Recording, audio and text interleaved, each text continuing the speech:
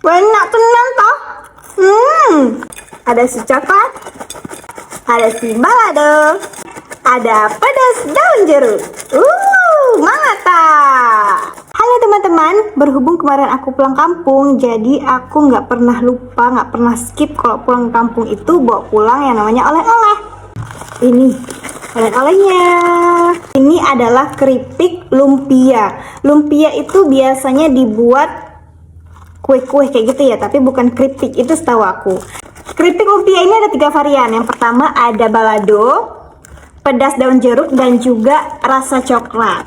Penasaran gak sih rasanya? Mari kita unboxing. Ini teksturnya, bisa kalian lihat teksturnya itu kayak gini. Tuh, gini. Nah, ini yang ada daun jeruknya ini pedas daun jeruk. Tadi di bawahnya itu balado. Nah, yang ujung ini coklat.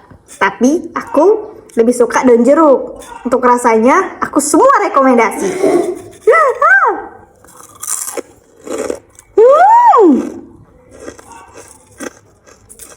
Kita coba pakai nasi. Mau makan nasi?